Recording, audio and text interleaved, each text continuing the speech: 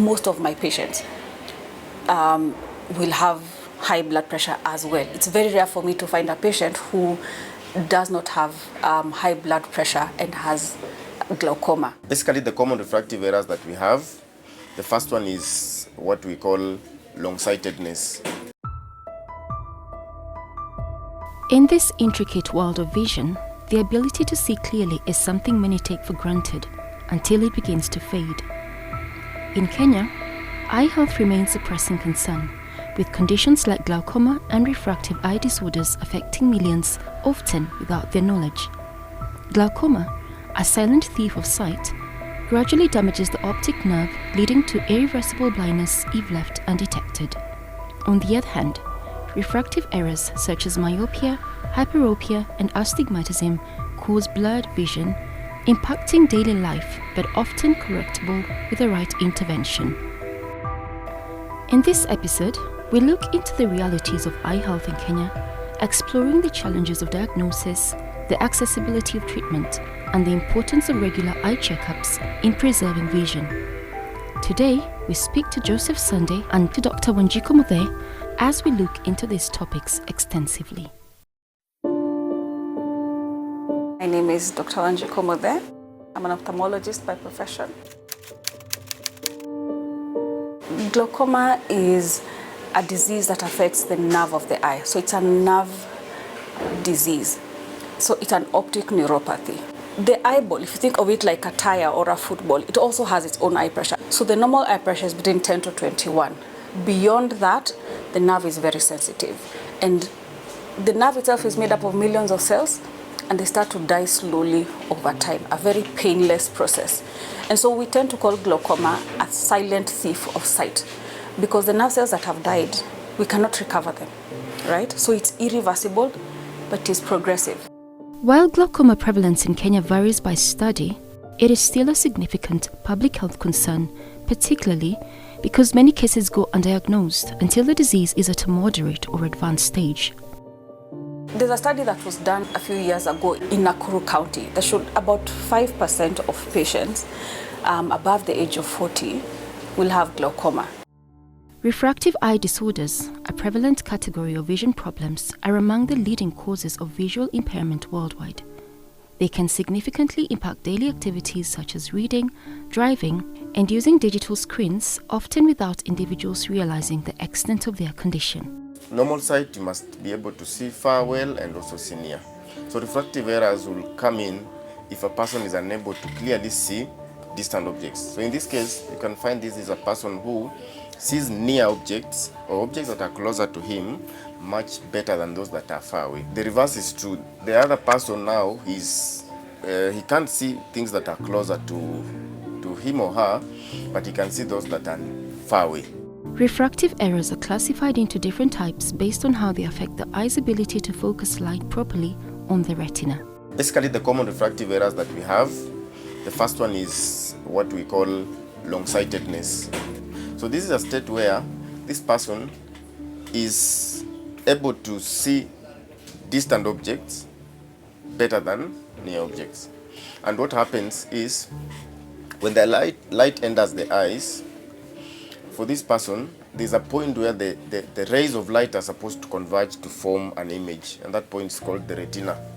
So if someone is long-sighted or hyperopic, the rays converge beyond the retina. The second refractive error is short-sightedness, a state where this person doesn't see far objects, but he sees near objects better. And then the other form is what we call astigmatism, a state where a person has both short-sightedness and long-sightedness occurring at the same time. There's the fourth one we normally don't regard as a refractive error.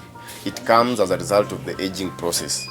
And that one, we call it presbyopia. In other words, it's like old age sight.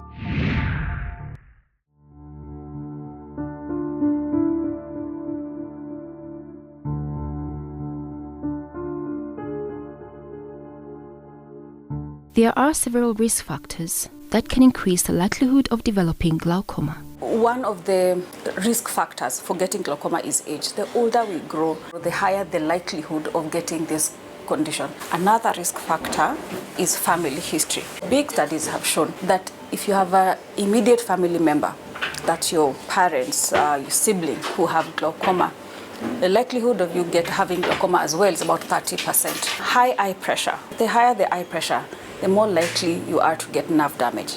But you can have things like injury. Injury can also trigger glaucoma. You've damaged the drainage system of the eye mechanically.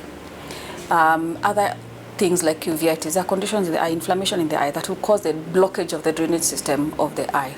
The risk factors for glaucoma and refractive eye disorders vary significantly.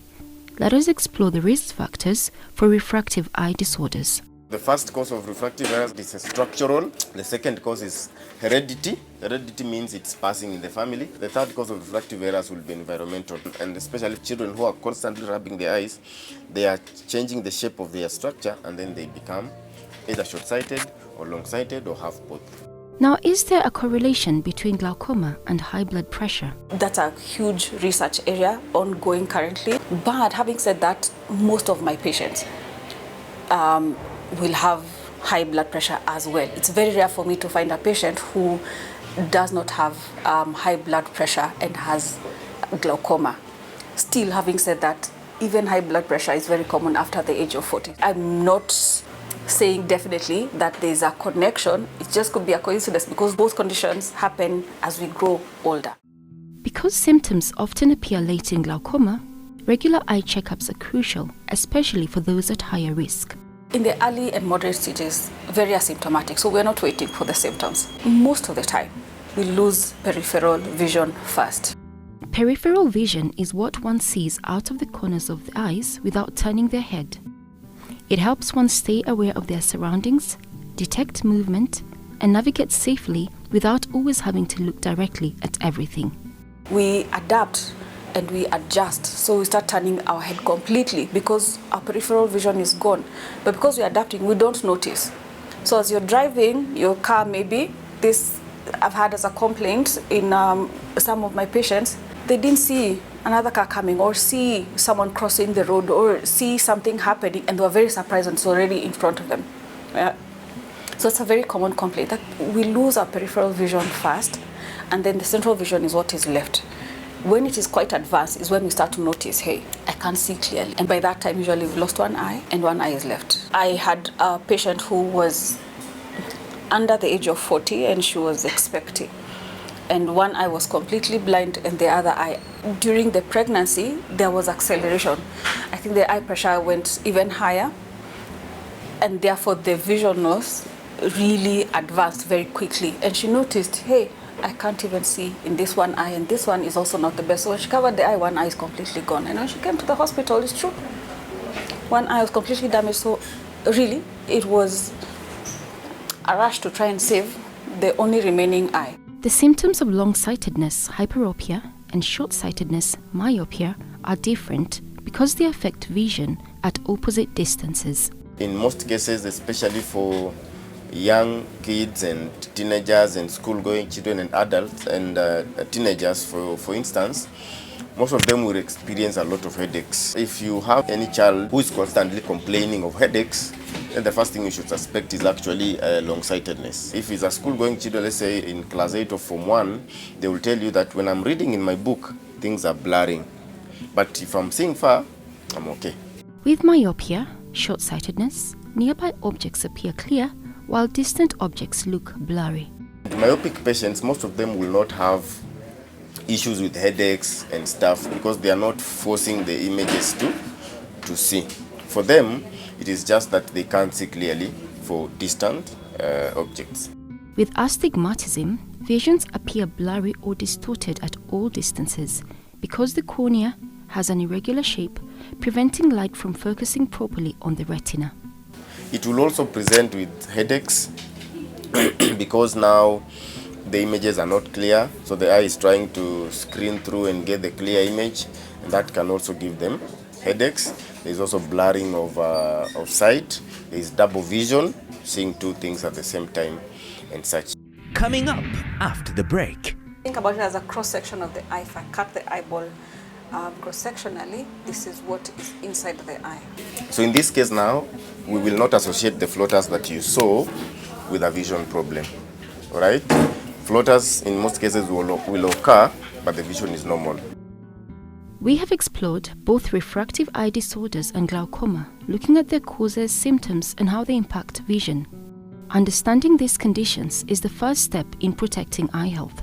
But what about diagnosis and treatment? After the break, we'll dive into how these conditions are detected, the latest advancements in eye care, and what can be done to preserve and improve vision. Stay with us. And now for a short healthcare tip. One of the best ways to maintain healthy eyes is to have regular eye checkups even if your vision seems fine. Many eye conditions like glaucoma develop gradually and may not show noticeable symptoms until significant damage has already occurred. Early detection through routine eye exams allows for timely treatment, preventing further complications.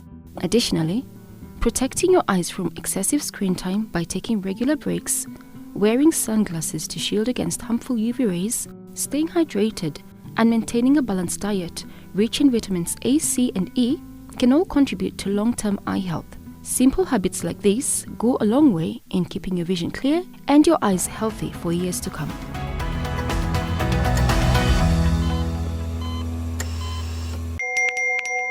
We are living in a lost and broken world, constantly bombarded by messages of hate and atrocities.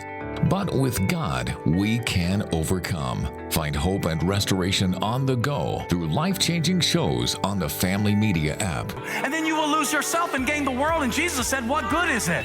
Get to stream Family TV and Family Radio 316 straight from your phone. Catch up on a show you missed or create video streaming playlists by saving and watching videos from our huge variety of shows at your own convenience. Download the Family Media app, available for all Android and iOS users on the Google Play Store and Apple Store respectively. Family Media, keeping Jesus on the airwaves.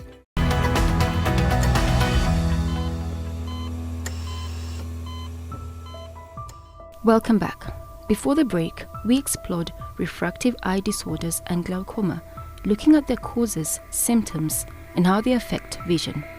Now, let's dive into the next crucial step, diagnosis and treatment. How can these conditions be detected early? What are the best options for managing them? And what advancements in eye care are helping people protect their sight? We speak to Dr. Wanjiko Mode one-on-one.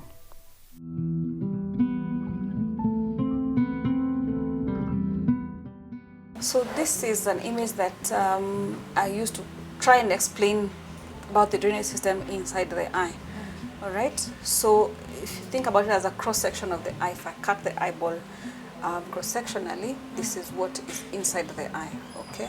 So this is the front part of the eye. It's clear to allow light to go through. There's a lens in there. So this is a lens supposed to be clear. Once it starts becoming cloudy, that's when we start calling it a cataract. So light goes through to the back. This is called the retina. These are other layers of the eye. And this is our nerve here at the back. These are blood vessels that come in from the brain and into the eye to feed the parts of the eye, right? So if there's pressure build up inside the eye, the normal eye pressure 10 to 21, okay? If there's high eye pressure inside the eye, the most sensitive part of the eye is the nerve. The nerve starts to get damaged. It's very sensitive to high eye pressure. So where is this fluid coming from? This fluid produced at part called the ciliary processes.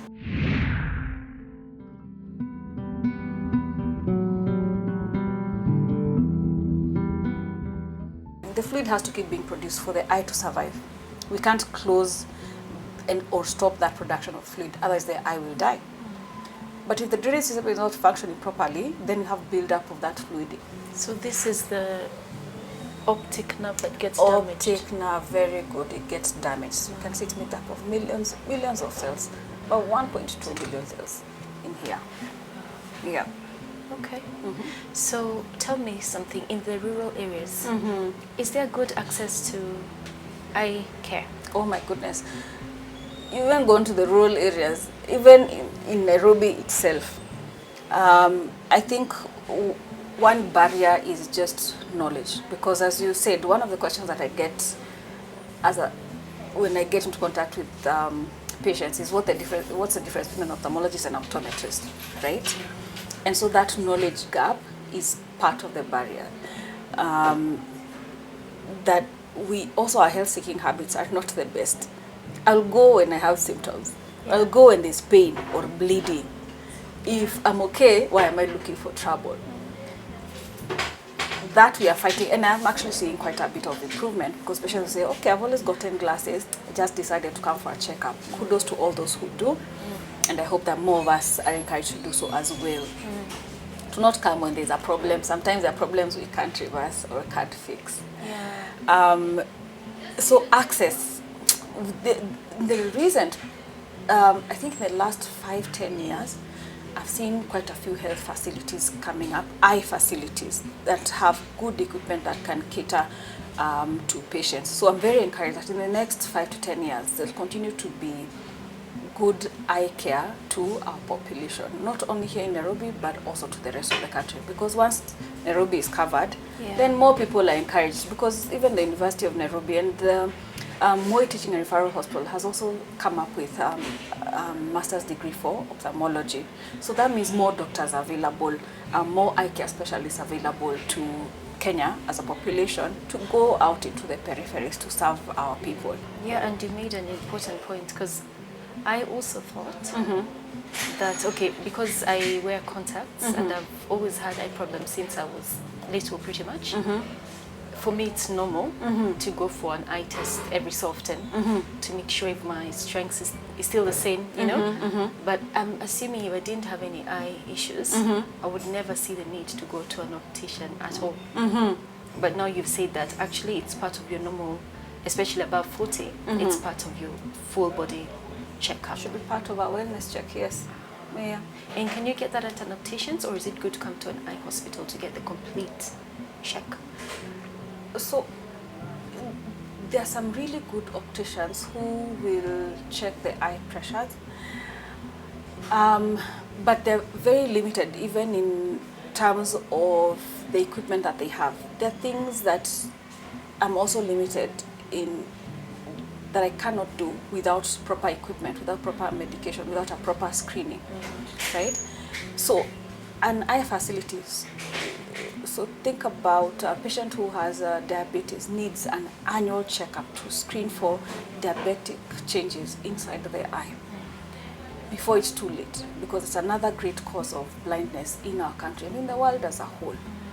So there are things that cannot be done at the opticians that need to be done by an ophthalmologist. So there's room for both, right? The ophthalmologist may not be the best at giving you glasses or checking your eye power, contact lenses, but then it's a symbiotic relationship. That for your health check, you need to be seen by an ophthalmologist to check not only the eye pressure, but the back of the eye. How is the nerve? How does the back of the eye, the retina, look like? If they're all okay, are you proceeding then to glasses? Do you need the glasses? Then the optician comes in. They're very important, and they do that work for the patient. Okay. Yes. All right. Great. How are refractive eye disorders diagnosed? The optometrist takes us through an eye test. Hello, good morning. How are you? My name is Jafet Sande. I'm an optometrist. This is your first time here? Yes. What's your name? Maro. Karibu Maro. What's the problem with the eyes? It was yesterday. Okay. I saw floaters in my left eye. Okay. Yes. This is the first time this has happened, or It is the first time. it's the first Even time? right now I can see it with my eyes. Okay. Yes, yeah. Any injury? Did you get any injury to the eye? Okay. Do you have any issues with diabetes? Are you diabetic? Hypertensive?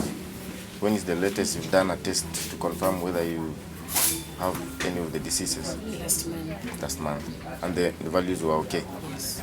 Okay. Sawa. So floaters can be brought up by many things, but basically here what we are going to do, I'm going to do your visual acuity assessment. That is the first important thing that we must know that you're seeing. And then from there, we see whether there is a problem with your sight, and then we also take your eye pressure, and then we go on. Okay? So what we do, I hope are your hands clean? Yeah. So with the palm of the left, put the left like that. Okay. Read for me that. 42, 42. So we decrease in this, 692, in this, 347, in this, 79254, this, 37363, and this. 86974, Yeah. 26583, And here. 74354. Good. So we interchange. Now put the right hand. Marion reads the numbers for the left eye as the optometrist directs. The numbers keep getting smaller and smaller. She reads until she can no longer make out the numbers. Good. When you're doing your reading, did you notice anything appearing abnormally? Were everything okay? Were they double? They were okay. They were okay. They were okay. Yes. There was no blurring of images at any. They were then Okay. clear like that. Okay. Sawa. So I will want you to look at that white spot. So what I'm going to do, I'm simply going to use my instrument just to shine in the eye and check whether the eye has a refractive error or whether it's okay. All right? So the light is not very sharp, might be slightly irritating but not very sharp. Okay? And we need to do this in a dark room.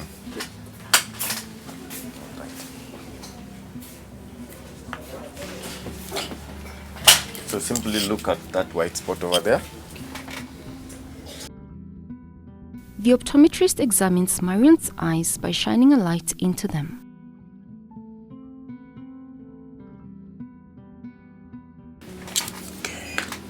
From the analysis, your vision is okay. You can be able to read 6/6. So we do, the bigger the numbers or letters there means your vision is poor. As you're decreasing them, means your vision is getting sharper. So if someone can only be able to read there, it means the problem is bigger. As you go, the problem decreases. So for your case, you are able to read up to there. That is 6/6. That is normal vision. So in this case now, we will not associate the floaters that you saw with a vision problem. All right? Floaters in most cases will occur, but the vision is normal. Yes. So first of all, before we finish, let me just get your eye pressure.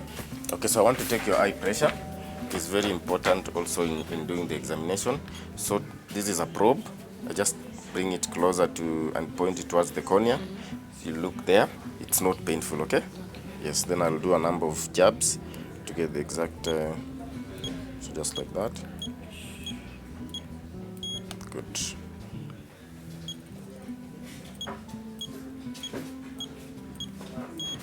Good. So your eye pressure is 14 on the right eye and 15 on the left eye, which is normal.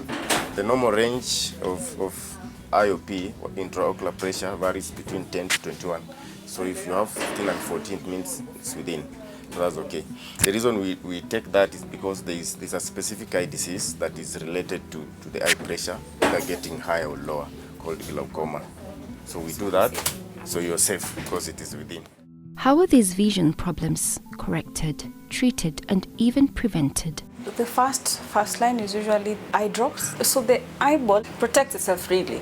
So there's a barrier so that medications that we take orally or injected, they struggle very hard to get into the eye.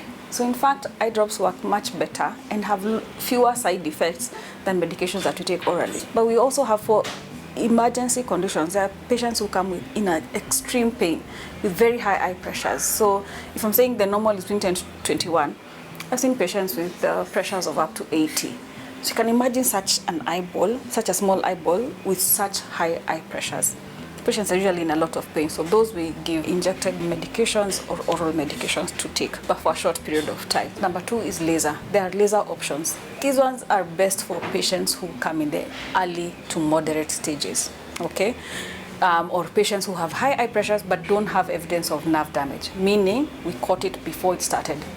And it works quite well, particularly in our setting, because then they don't need to put medications for about 3 to 5 years after that. But we still have to keep monitoring. Then we have patients who need surgical intervention, meaning we need to create an extra drainage for the eye. When I encounter patients who have one blind eye and advanced glaucoma in the remaining eye, usually I will encourage those patients, you need to have surgery done, because surgery works quite well. Success rate of up to 80%. Yeah. And also in our setting, the glaucoma medications can be a bit pricey, so quite a number of my patients are not able to afford. Surgical intervention actually works quite well in our population. Basically, the most common form of correcting refractive errors is through spectacle correction, whereby we assess you. So you undergo a process we call refraction. We do it here. Refraction is the process of determining the refractive state of a person and then correcting it by determining the appropriate lens to use. And then there are also other treatment options for refractive errors. So remember, there's spectacle correction and there's also contact lenses. So contact lenses and spectacle work the same. It's only that contacts are put inside the eye and then the spectacles are in a frame and then put. Also, you can also correct refractive errors through what you call refractive surgery. There are some patients who will opt for refractive surgery. Maybe this person has very high refractive errors and he has used spectacles for a long time and they are tiring him up. He wants to try something else and he doesn't want contacts because contacts also have a lot of discomfort and stuff. He will opt for refractive surgery. Okay? So the refractive surgery is a technique that involves reshaping a part of the eye, particularly the cornea, so that you reduce on the refractive error. What can the government do to improve eye care in our country? The Division of Ophthalmic Services actually does quite a bit and is very supportive actually to the ophthalmologists and the eye care workers in the country in not only glaucoma but also in other eye health issues. Yes. So yes, I do think we get good support, not the best of funding. Yes, so every year we celebrate that and we'll now celebrate to create awareness. That's a week for us to create awareness.